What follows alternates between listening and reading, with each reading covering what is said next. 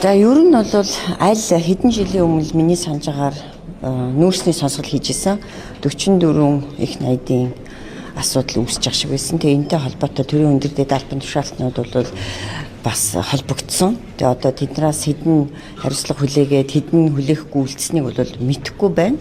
За зөвхөн 44 их найд гэлтэхгүй ер нь маш олон ийм авилгын асуудлууд бол гардаг. Жишээлбэл нэг өндөр дэд албан тушаалтны одоо аймсноос нь ч юм уу, сейфнээс нь ч юм уу хэд хэдэн тэр бумаараа гардаг. За тэгээд энэ дээр бол яг ингээд оройтой хариуцлага хүлээгээд оройтой зогсож байгаа. Энд чинь асуудал нь зогсох хэвээр намжих хэвээр тий. Хүн шийтгснээр бол яг асуудал одоо зогсож байгаа эсийг бол мэдэхгүй байна.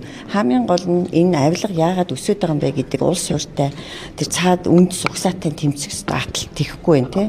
Тэгээ энэний нэг жишээ гэх юм бол сая одоо бараг л 6 гаруй их найдын тий тендерийг 10хан компани авсан байна гэж гарч ийн тийм үү судалгаагаар. Тэр нь бол бас 500 гаруй төрийн одоо өндөр дэд албан тушаалтан болон улс төрчтэй холбоотой компаниуд байна гэсэн ийм судалгаа гарсан бэл.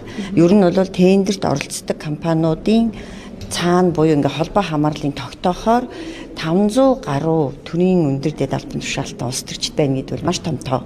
Тэр ерөөсө бүхэлдээ энэ тендер буюу худалдан авалт чинь өөрөө ингээд нэг тэ төрийн өндөр дэд албан тушаалтнууд дарга ангиудын одоо сонгуулийн мөнгөө босгодог зэвсэг болцсон юм биш байгаа гэдэг ийм хардталт бол байгаа.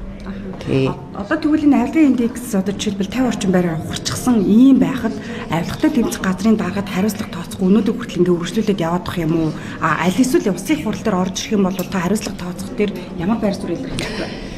Тэг яг ер нь одоо бид нар үнэлээд байгаа юм биш тий. Олон улсын байгууллага өөрөө үнэлээд энэ сүүлийн одоо 10 гаруй жилийн хугацаанд бол Монгол улс бүхэл бүтэн 50 байраар хурцсан. За би бол байнга хэлдэг Арслан намын үед бол Монгол улс 20 байраар урагшилсан юм. Тэгээ 92 байхад нь 70 руу аваачсан ч үлээ бүр тий. За тэгээ харамсалтай нь тэр 16 оноос хойш энэ ардын намын засгийн газар засаглах явцдаа 50 байраар хураачлаа. Энэ бол альва одоо хүний үйлдэлийн буюу үйл ажиллагааны үр дүн. Тэгээ энэ олон улсын байгууллага энэ авилгын индексийг ингээд дүгнсэн байна гэдэг чинь энэ авилгатай тэмцэх газрын үйл ажиллагааг л дүгнсэн гэсэн үг.